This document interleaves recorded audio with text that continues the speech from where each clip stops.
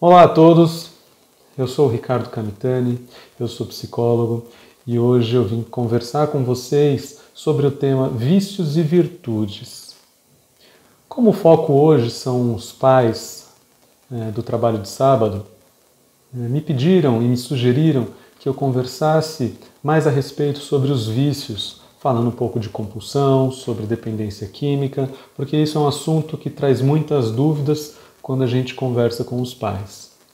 Se você quiser, eu tenho a mesma palestra falando sobre vícios e virtudes do ponto de vista moral e espiritual lá na página do Betânia no YouTube. Então, se você quiser assistir, se estiver interessado, dá uma olhada na página que lá vai estar essa palestra falando desse ponto de vista diferente do que eu vou falar hoje. Tudo bem?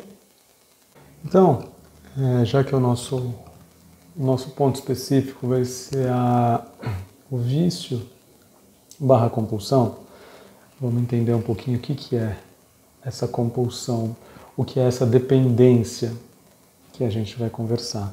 Mais especificamente, dependência química, que é algo que chama muita atenção dos pais e traz muita preocupação quando a gente está lidando com os nossos filhos. Né? Se eles estão usando alguma droga, se eles estão usando alguma substância, bebida, enfim, qualquer coisa, isso preocupa muito os pais. E aí essa preocupação fica tão grande, essa preocupação fica tão intensa que o problema começa a ser o foco, a droga começa a ser o foco. E às vezes a gente esquece até de dar atenção aos filhos, atenção às necessidades dos filhos, porque a gente está preocupado com a droga, a gente está preocupado com evitar com que o nosso filho tenha contato com essa droga. Como a gente pode, quem que a gente deve escolher para o nosso filho, a amizade, os lugares que ele vai frequentar.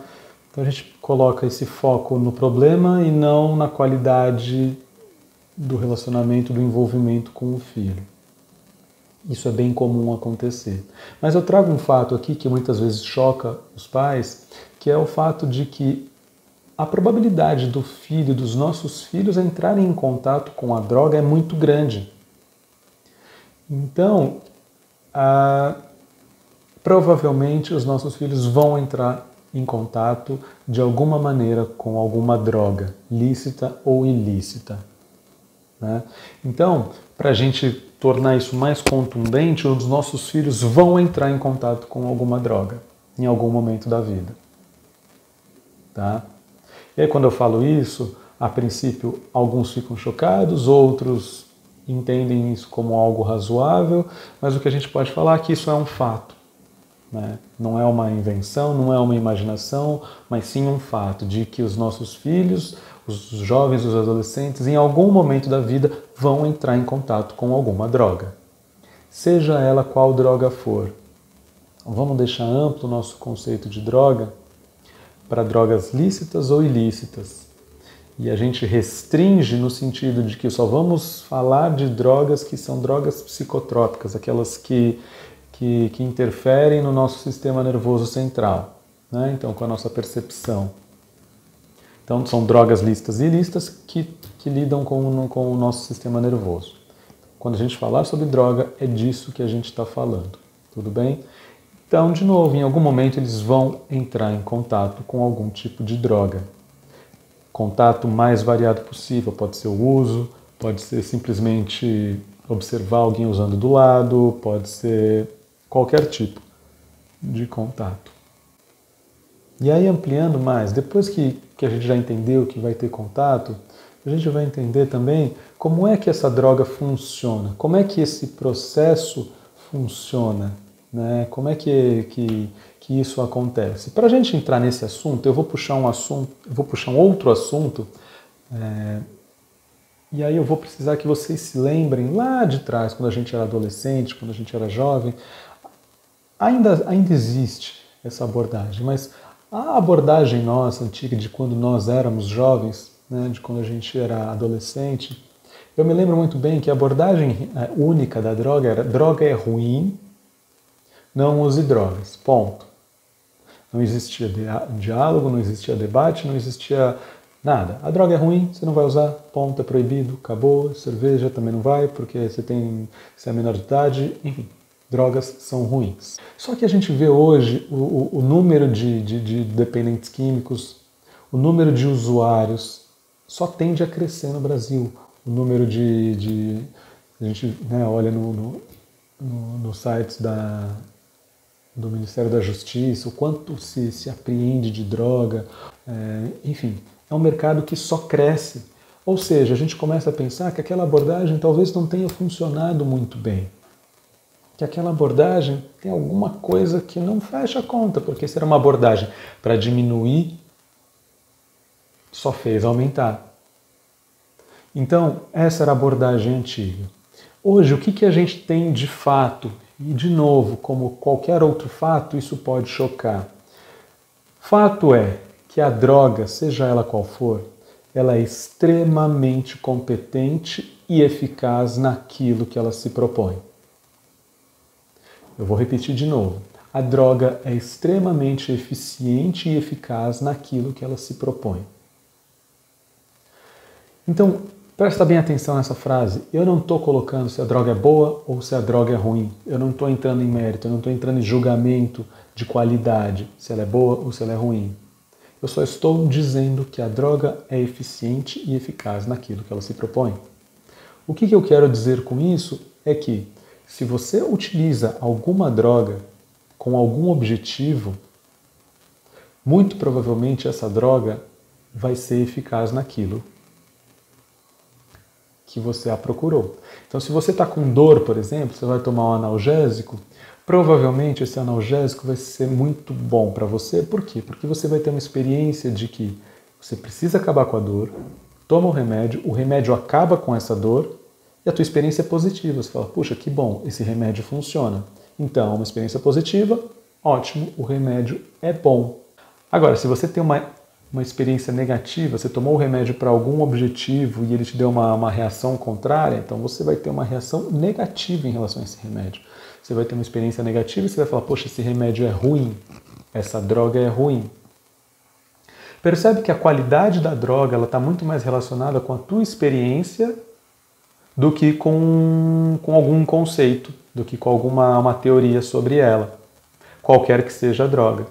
Então, se eu tomo álcool, por exemplo, eu tenho o objetivo de tomar o álcool, se eu alcançar o meu objetivo pelo qual eu estou tomando, provavelmente eu vou ter uma experiência boa. Se não, uma experiência negativa. E aqui eu vou trazer 2 exemplos para vocês. Antes de trazer os exemplos, eu queria dizer que eu realizo trabalhos de atendimento com dependentes químicos e com familiares de dependentes químicos. Então eu vou trazer aqui alguns exemplos dos meus atendimentos, da minha experiência em consultório. Então, os 2 exemplos que eu vou trazer. Primeiro exemplo, jovem adolescente, 16, 17 anos, muito tímido, com pouca habilidade social, ele não consegue desenvolver muito bem o contato com o outro, conversar, se enturmar, ele tem dificuldade nesse processo. Ele vai numa festa. Chega na festa, um amigo dele traz uma cerveja, um vodka, alguma bebida alcoólica, com a seguinte frase, bebe, que isso vai fazer você ficar mais tranquilo para você conversar com as pessoas, para você interagir mais. O jovem pega, começa a beber aquela bebida, seja ela qual for, e começa a perceber a sua reação. Então ele começa a ficar mais relaxado, ele percebe que começa a ficar menos tímido, ele começa a conversar mais com as pessoas, ele começa a interagir, conhece pessoas novas, fica super satisfeito no final da noite com o resultado. Então, pergunta para esse jovem, no dia seguinte, ou mesmo no mesmo dia, qual é a qualidade da experiência que ele teve com o uso do álcool. Se é bom ou se é ruim. Ele vai falar que teve uma experiência boa. Então logo ele vai entender que o álcool é alguma coisa boa, porque proporcionou a ele uma experiência boa. Certo? Segundo caso, jovem adolescente com seus 17 anos também, e um jovem que sofre de transtorno de ansiedade desde antes dos 17 anos. Só que ele não tem consciência de que ele sofre de transtorno de ansiedade. ele só sente um incômodo muito grande. Ele sente que, enfim, ele tem um desconforto muito grande e não se ateve a detalhes, não consegue explicar para ninguém. Os pais também não perceberam, os pais não olharam com atenção, e aquilo foi passando. Lá com seus 17 anos, ele tem um primeiro contato com o cigarro de maconha, oferecido por algum conhecido. Ele fumou. E ele fumou e percebeu que essa ansiedade diminuiu muito. Muito, ele ficou muito relaxado. Aquele desconforto que ele sentia passou, diminuiu bastante.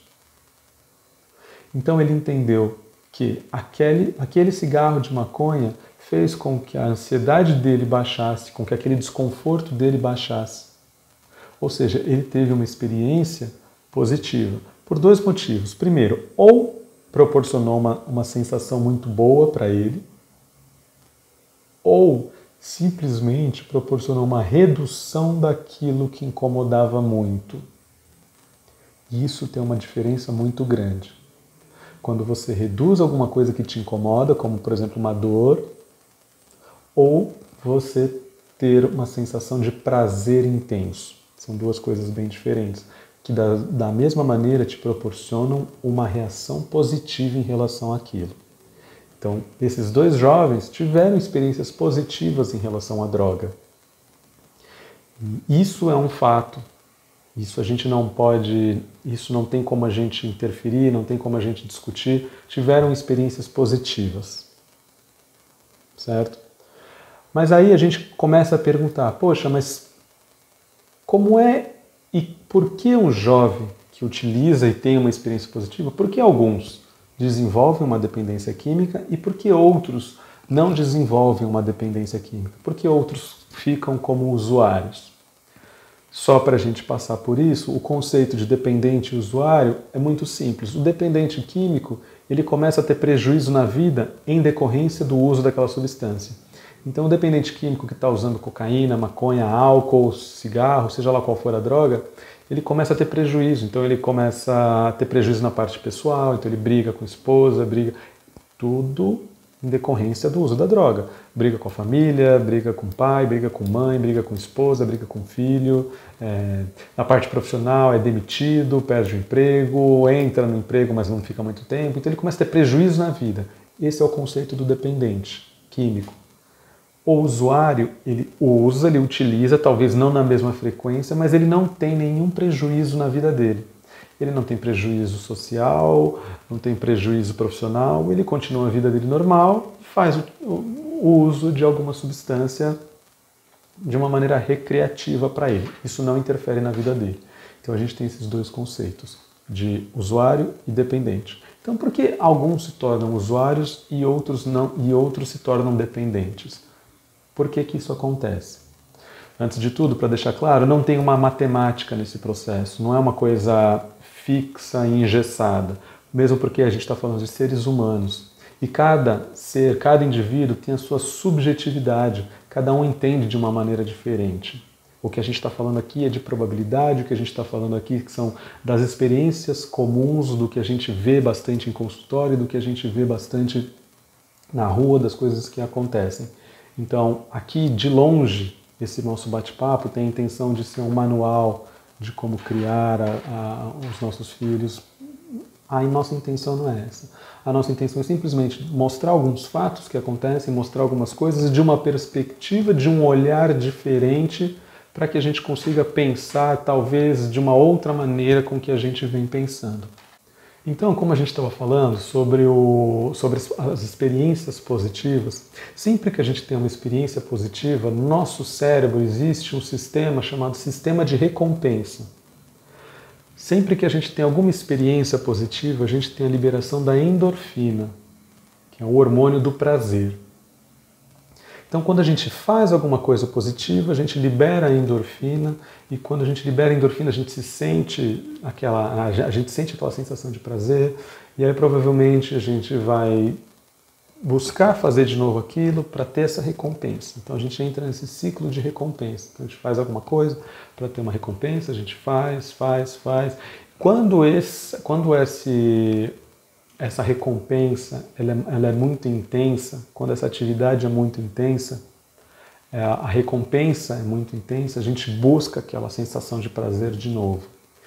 A gente busca a sensação de prazer e a gente busca também, como eu disse, o alívio, a sensação de alívio. Então é por isso que o dependente químico está sempre buscando isso, porque do ponto de vista fisiológico, a gente está falando de um desvio, a gente está falando de uma disfunção hormonal que já passa a ser físico. Diferente de que muitos entendem como a dependência química como uma vagabundagem, como uma sem-vergonhice, como uma falta de caráter, a gente está entendendo aqui que a dependência química tem um fator bioquímico e um fator físico, sim. Por isso que a gente falou que a dependência química é uma doença. Tá? Então a gente está aqui entendendo esse processo. Então a gente está nesse sistema de recompensa. Então os jovens, os adolescentes utilizaram aquela droga, tiveram uma experiência positiva, entraram no sistema de recompensa. Então por que alguns são dependentes e outros não são dependentes? O indicativo muito importante para a gente entender o que diferencia o dependente do não dependente, por que um vai e o outro não vai, o indicativo muito importante é a relação que esse indivíduo, que essa pessoa desenvolve com essa droga. Como é que ela interage, como é que ela lida com aquela experiência positiva. Então essa relação é muito importante.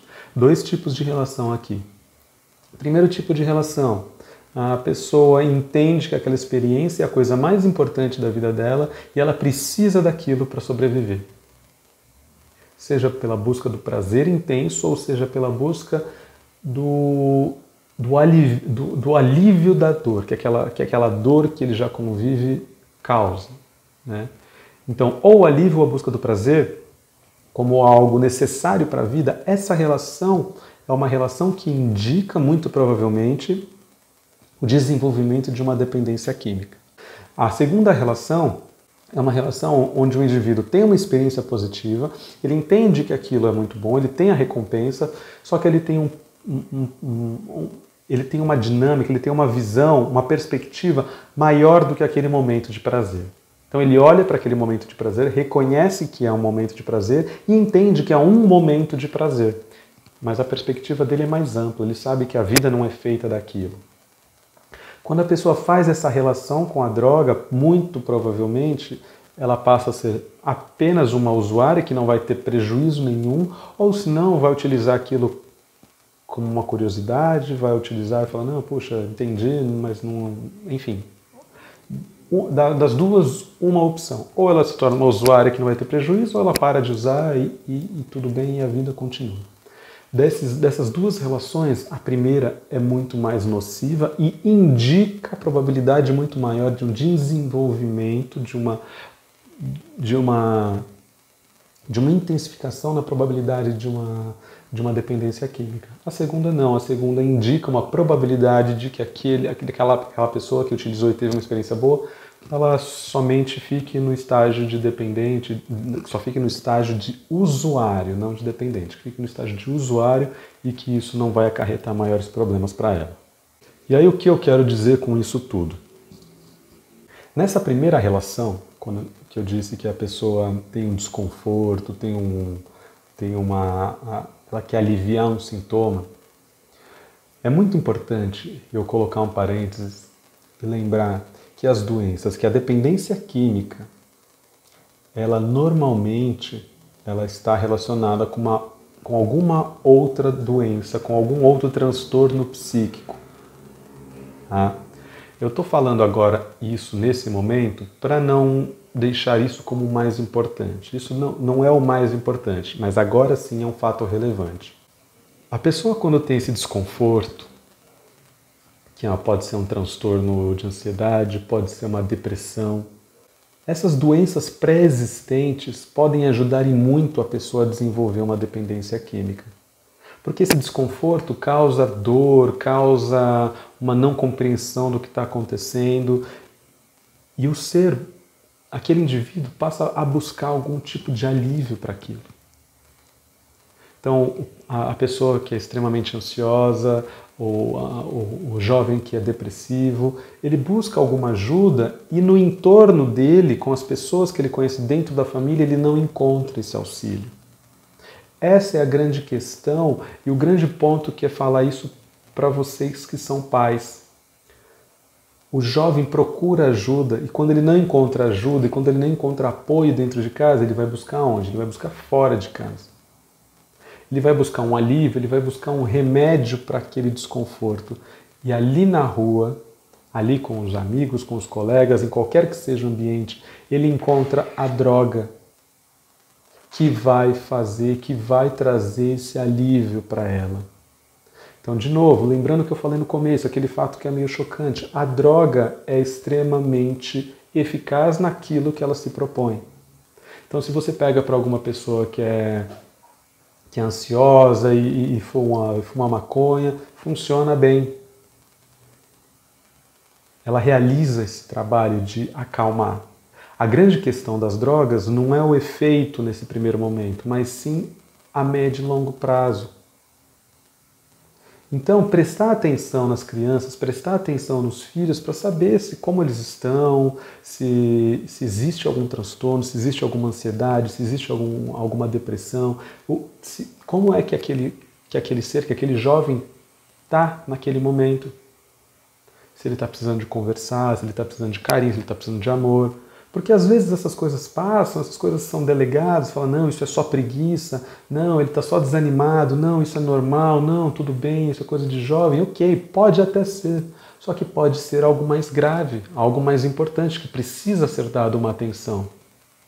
Então, quando é detectado isso, quando é percebido e tratado de uma maneira mais saudável, a probabilidade disso entrar nessa escalada de gravidade é menor, porque já foi tratado antes. Se ela entende que essa necessidade, se esse mal-estar, se ela entende o que é, e se isso é tratado, ela não vai desenvolver essa relação que a gente está conversando. Ela não vai se desenvolver essa relação de buscar algo que alivie, algo externo. Ela não vai ficar buscando fora de casa. Porque, na verdade, o remédio, os antidepressivos, todos os remédios, eles têm essa função. Só que eles são controlados. Eles são organizados de uma maneira a fazer um tratamento. Então, isso é estipulado de uma maneira saudável, é estipulado de uma maneira menos impactante. Então, você consegue fazer um tratamento com começo, meio e fim. A droga é simplesmente o mesmo tratamento, sem nenhuma preocupação, sem nenhuma organização. As drogas, né, que são as ilícitas. Então você começa a usar, você não sabe se vai parar, muito pelo contrário, você começa a utilizar mais, cada vez mais, e aí você já perde o controle. Então essa é basicamente a diferença de um tratamento especializado e das drogas que são encontradas fora de casa. Elas vão promover um alívio, mas a longo prazo, médio e longo prazo, isso vai ser degenerativo. Vai acabar intensificando o mal. Quando o tratamento é feito de uma maneira especializada, você tem uma perspectiva de melhora, você tem uma perspectiva de alta, o tratamento vai diminuindo, você vai ficando bem, as coisas melhoram, você retoma o teu sentido normal, o teu sentido de vida. Então é muito importante essa atenção nos pais nesse momento, que esse é um dos fatores de muita importância também. A chamada comorbidade, que são doenças pré-existentes e que estão relacionadas com a dependência química. Então é muito comum encontrar isso em consultório, as pessoas que já têm um transtorno anterior à dependência química. Então, a partir dessa atenção que eu estou falando para vocês, que os pais precisam ter, vamos olhar para essa segunda relação que a gente falou, que é a relação em que o indivíduo, na sua escolha, ele tem uma perspectiva maior de vida. Ele entende que não é só aquele momento que é importante e que aquela experiência boa não resume a vida inteira dela. Então, esse seria o ideal que a gente gostaria que os nossos filhos tivessem essa perspectiva. Então, a gente tem alguns fatos que são importantes, que a gente conversou. O filho vai ter contato com algum tipo de droga. Então, qual é a nossa estratégia? Poxa, eu vou levantar uma guerra contra a droga? Não. Pode até fazer, talvez não seja eficaz, porque a gente está vendo países com estruturas e gastos milionários, bilionários, que não conseguem fazer com que a droga pare de entrar e pare de ser fabricada. Então, será que essa é a estratégia para cidadão comum de levantar uma guerra contra as drogas? Não sei.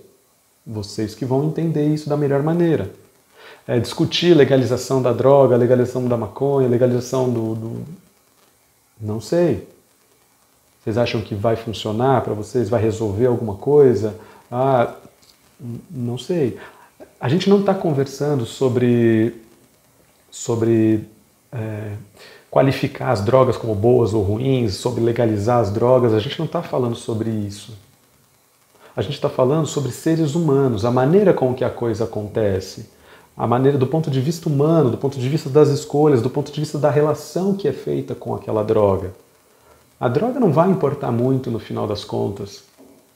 Ela importa, porque ela importa na parte técnica, de tratamento, ela vai importar sim, mas do que a gente está conversando, a atenção que a gente está dando para isso, a droga não está importando muito o funcionamento, como elas agem no sistema nervoso, se elas são estimulantes, se elas não são estimulantes, se elas causam alucinação. Não, isso não importa. Não importa se a droga é lícita ou ilícita, porque o nosso organismo reage da mesma maneira a qualquer tipo de droga. Da mesma maneira, no sentido, ela reage organicamente. Então ela não vai reagir diferente porque é uma droga lícita e não vai reagir diferente porque é uma droga ilícita. Então, estamos falando de drogas. Então, o organismo vai reagir organicamente a qualquer tipo de substância, sem nenhuma diferenciação. Então, em vez da gente ficar nesse processo de levantar bandeiras que talvez gaste energia e não tenha um resultado esperado, poxa, vamos olhar para a relação que a gente está fazendo com aquela criança, com aquele nosso filho, com a nossa filha. Como é que a gente está tratando eles? Como é que a gente qual é o ambiente que a gente está proporcionando para eles se desenvolverem, para conseguirem encarar esse mundo de frente de uma maneira saudável? Para eles não entenderem que uma experiência boa, que ter uma experiência numa festa, que ter uma sensação boa, isso seja a melhor coisa do mundo. Existem outros aspectos na vida que são também importantes e que precisam ser levados em consideração. E tudo isso tem influência da educação. Tudo isso é construído dentro de um ambiente favorável para a criança, para o adolescente. Coisas do tipo diálogo em casa, carinho, atenção, afeto, confiança. São coisas muito importantes para que o ser consiga desenvolver essa capacidade de tomada de atitude, essa capacidade de observar a vida de uma maneira ampla, de uma maneira que não seja um aspecto só, mas que são feitos de vários aspectos que são importantes. Poxa, ir numa festa é importante, poxa, mas minha faculdade é importante também, a minha família é importante. Então, aquele ser, aquele indivíduo ter um ponto de referência. Isso é importante. Ter na família um ponto de referência em que ele vai sair para o mundo, enfrentar a dificuldade e falar, não, mas eu tenho meu porto seguro, eu sei que eu tenho uma referência. Então, tratar os filhos, dar o exemplo é muito importante. Poxa, exemplificar para o teu filho e não ficar só no discurso, falando. É muito comum a gente ouvir de alguns pais, falar, nossa, eu falo sempre para o meu filho, ele nunca me escuta. Eu falo para o meu filho, eu incentivo pra caramba para o meu filho ler. Aí eu pergunto, você já leu na frente do seu filho? Aí o pai responde, não. Aí um outro pai fala, nossa, eu falo para o meu filho não beber. E eu pergunto, e você bebe na frente dele? Eu, bebo. Criança tende a entender muito mais pelo exemplo do que pela fala, pela instrução. Não adianta você ficar instruindo se você não dá o exemplo. Se você pretende ter um resultado positivo com o teu filho, exemplifique. Quer falar sobre drogas? Tenha consciência de que você não usa drogas para conversar com ele. Porque senão ele vai ver uma incoerência e vai falar, puxa, peraí, por que eu não posso e ele pode? Então você começa a entrar num processo de autoconhecimento com você mesmo, para que você consiga lidar com aquele ser que está olhando você como modelo. Então, se poxa, meu pai falou para não beber, mas ele nunca bebeu, ele não fuma, ele não faz nada. Isso vai dando uma consistência naquela tua fala, isso vai dando uma consistência para a tua instrução. E isso é muito importante para o jovem.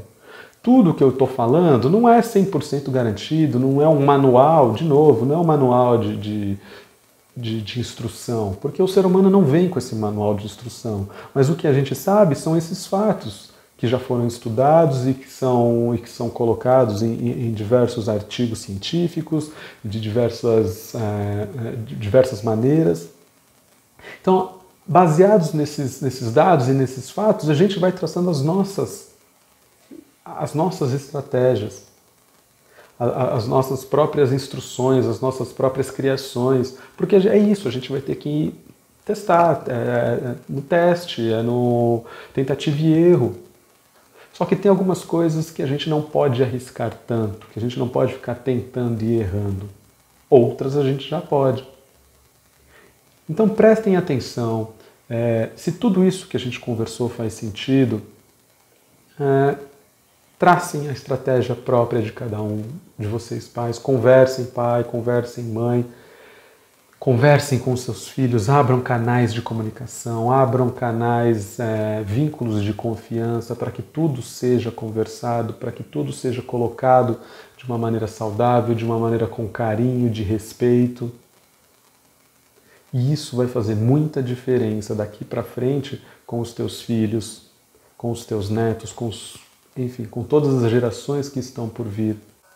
E além de toda essa parte, né, mais técnica, teórica, do ponto de vista material, é importante lembrar o ponto de vista espiritual. Quando a gente tem essas vivências de dependência, elas podem não ser exclusivamente desse momento de encarnação. A dependência, a compulsão, ela está muito ligada também com algumas das nossas reminiscências, com algumas das ideias, com algumas das coisas que a gente traz de outras vidas. Então isso é muito importante a gente lembrar e prestar atenção também. E o fato de que os espíritos obsessores, eles também atuam na questão da droga, na questão do vício, da dependência. Porque alguns dos espíritos que desencarnam e são dependentes daquilo, a partir do momento que eles não têm mais o invólucro da carne, eles ainda continuam com a necessidade da substância, eles ainda continuam com a necessidade de sentir o sabor, de sentir, de ter a sensação da substância. Então eles não simplesmente, a hora que morrem, simplesmente não acaba o vício, eles continuam com aquele vício, eles continuam com aquela necessidade. Então todos esses espíritos que ainda não ficou claro, que ainda não tiveram conhecimento, eles vão, por sintonia, eles vão buscar pessoas que usam ou estão usando aquilo que elas usavam antes. Então pode ser álcool, pode ser cigarro. Então por isso que a gente, em bares, em lugares onde esse uso é muito frequente, você tem ali uma quantidade de espíritos que precisam daquela energia, daquela vibração da droga, eles precisam daquilo, então ali eles se conectam muito fácil. Então, normalmente, o dependente e até o usuário, eles têm muitas companhias em relação ao uso, companhias espirituais, né? E o que a gente chama também de vampiros, que é o vampirismo, são aqueles espíritos que precisam sentir, então que eles vêm até você como se fosse um vampiro para sugar essa energia, para sugar para ter acesso a essa vibração, né? Então, do ponto de vista espiritual, também é muito importante que todos os dependentes, que além de todo esse cuidado que a gente conversou, que eles também tenham, do ponto de vista espiritual, um cuidado, uma atenção, porque de fato, onde há o uso ou abuso, onde há a droga, haverá espíritos que precisam daquilo. né? E espíritos que não estão esclarecidos o suficiente. Então eles vão também buscar sugerir para o usuário que ele use, eles vão buscar a indução, eles vão fazer com que aquele humano encarnado, que ele tenha pensamentos recorrentes, que ele busque essa droga. Lembrando que não é exclusivamente por causa disso, mas todo esse conjunto e esse lado espiritual também é importante a gente prestar atenção. A droga está relacionada, o uso da droga pode estar relacionado com outros momentos, com uma reminiscência, com alguma coisa que a gente trouxe de lá, com alguma compulsão que a gente trouxe de outras vidas. Isso é uma possibilidade e o fato é que quando a gente utiliza essa droga, a gente atrai os espíritos que são usuários também, que eram usuários e que ainda precisam da sensação e sentir o cheiro da fumaça e sentir o gosto do álcool. Então a gente tem uma aproximação muito grande de outros espíritos. E para isso, fazer um tratamento, isso é muito importante, para que você consiga organizar uma das partes do todo que a gente conversou aqui. E além do tratamento espiritual, nesse momento de quarentena, que a gente não pode sair, que a gente não pode se encontrar, é muito importante lembrar do nosso recurso, de uma ferramenta muito forte, que são as nossas preces, as nossas orações, a nossa ligação com o nosso mentor. Isso é extremamente importante. Fazer o evangelho em casa também, isso ajuda muito, né? Isso é imprescindível para que a gente consiga uma proteção maior, para que a gente consiga lidar com esses espíritos de uma maneira saudável. Então vamos utilizar essas ferramentas de um tratamento que agora não é possível, né? Mas as preces, as orações, o evangelho no lar, em casa, isso é de grande valia. Então, muito obrigado pela atenção, vou aqui me despedindo e um abraço a todos, espero vê-los novamente dentro em breve.